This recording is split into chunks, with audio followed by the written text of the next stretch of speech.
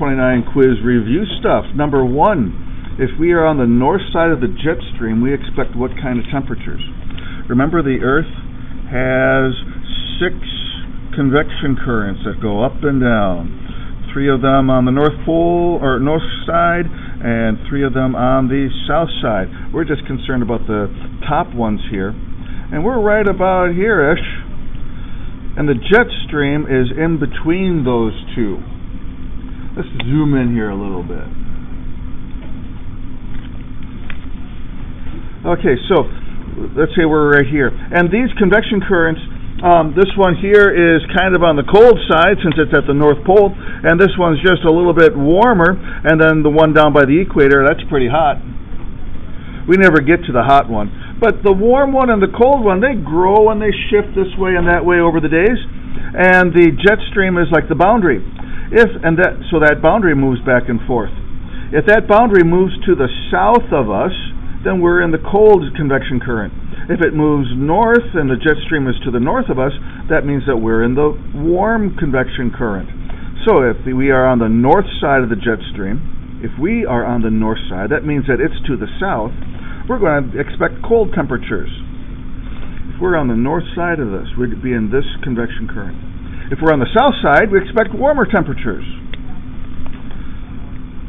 We're on the south side right now as I have it drawn here, if we're standing right there, so we're in the warm convection current. What are the map symbols for high pressure and low pressure? Think about that right now. Go ahead and write it in, see if you remember it. And the answer is capital H for the high pressure, capital L for the low pressure. Remember, the big H's and big L's on a weather map are not temperatures. It's an easy thing to assume. It's not true. Temperatures are actually the opposites. High pressure means low temperatures, and low pressure means high temperatures. Winds always blow from the high pressure to the low pressure. Areas of high pressure are made from cold, heavy air that does not make clouds well. High pressure is because the air is sinking down to the ground, pushing on the ground harder than normal. And then as it hits the ground, it spreads out. So that's why the wind always goes from high to low pressure.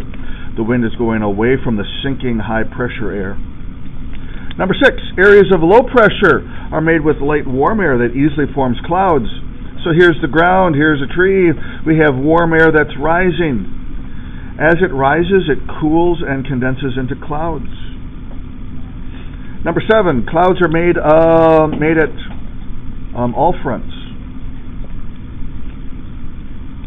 When one piece of air is moving in, the warmer of the 2 pieces of air are always going to be rising up and to make clouds. Number 8, most of the weather in the U.S. moves generally from the west to the east. So here's rough United States. It always goes that way. Usually goes that way. Most of the time. Sleet is made when rain falls through, let's see here, cold air layer. So it starts off as liquid raindrops way up high, but then it falls through a long ways of really cold air, and as it's falling, it freezes into a little pellet. That is sleet. Not all clouds are made out of liquid water. Some are made out of ice. Some are made out of little tiny droplets that are floating up there. I heard once that most clouds are actually made out of snow, and as it falls, it melts as rain. How can we get rain from a cloud that's made out of ice crystals? The ice melts on the way down. How can you tell from a station model how much the sky is covered? The circle shading. Is it completely filled in for 100%? Is it 3/4 filled in for 75% cover? Is it halfway filled in for 50%? Is it a quarter filled in for 25%? They just do those quarters. They don't do like a third of the circle filled in or anything like that. How can you tell from a station model how fast the wind is going? The feathers. Remember, the long feathers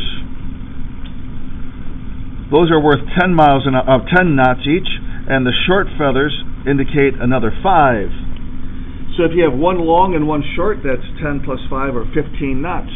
If you have 3 long and 1 short, that'd be 35.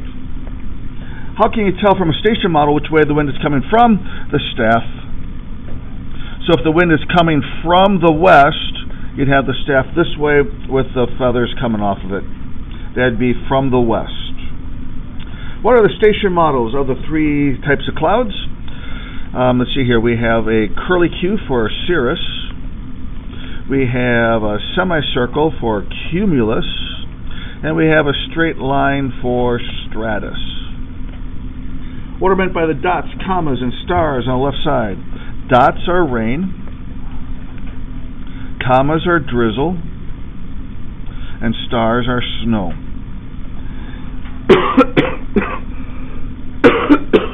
What do the numbers around the symbol show? On the top left, that's the temperature. And the top right, that's the pressure. If the barometer shows low air pressure, we will probably get precipitation, clouds.